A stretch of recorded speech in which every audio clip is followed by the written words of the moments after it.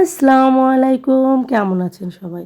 ভাই রে ভাই, আমি প্রতিদিন যা করি, যেই সব রান্নাবান্না করি, সেই ভিডিওগুলাই মূলত আমি আমার ডেইলি ব্লগ হিসেবে আপনাদের সামনে উপস্থাপন করে থাকি।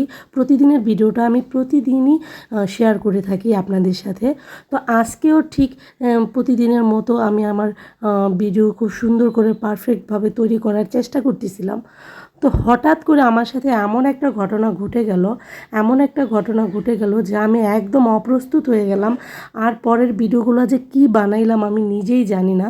মানে আমি কি রেখা কি করব আপুরা, আমি বুঝতেই পারতেছিলাম না। এমন একটা ঘটনা বলবা না দুর্ঘটনা বলবা যে ঘটে গেছে, সেটা অবশ্যই আমি ভিডিওর শেষে তোমাদের সাথে শেয়ার করব।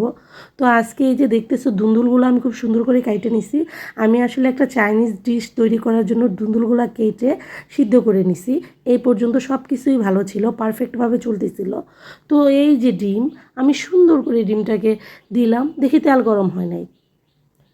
যা, ডিম যে কত রকম করে ভাজলাম, আনা মাছটা ভাইঙা গরম তেলে ঠান্ডা তেলে, তাও ভাইরাল হইলো না। সবাই বলে ডিম ভেজা ভেজা ভাইরাল হয়, কিন্তু আমি পারলাম না। যাই হোক, যা আছে কপালে, চেষ্টা করতে থাকি।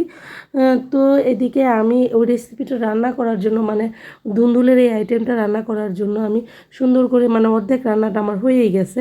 দেখলে এদিকে আমি তেলের মধ্যে ডিম দিয়ে সুন্দর করে মানে ঝুরি করে নিছি। আর পেঁয়াজ কাঁচামরিচটা আমি সটে করে নিয়ে তার মধ্যে ধুন্দুলটা দিয়ে দিছি, আর এতে দিয়ে দিছি লবণ।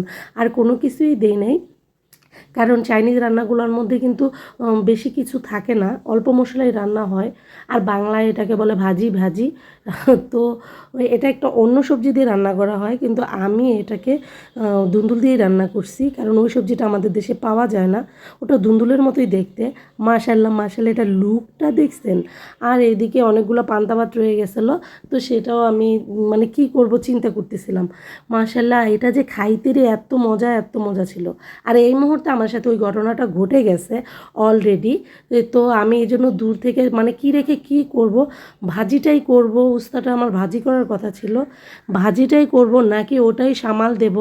আমার রে ভাই, সব কাজ পুনরায় করতে হবে। আমি দাঁড়ায় দাঁড়ায় দেখতেছি যে এদিকে কি হইতেছে, কিন্তু আমি কি রেখে কি করব দিশা পাইতেছি না। তো যাই হোক, কোনো রকমে আমার এই উস্তা ভাজিটা হয়েছে।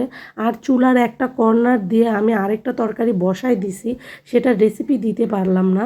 তো আমি তরকারিটা বসায় জলদি জলদি ঘর মোছনের যে স্ট্যান্ডটা আছে ওটা আনতে চলে যেতেছি, কারণ আমার পুরা ঘর পানিতে ভাইসা যাইতেছে। আর এদিকে আমার পা পর্যন্ত পানিতে ভিজে যাইতেছে।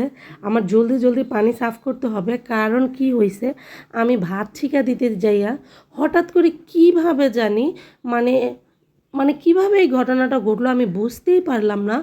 মানে একদম গোড়া থেকে পানির যে পাকের ঘরের যে সিংয়ের যে কলটা আছে ওটা ভেঙে গেছে।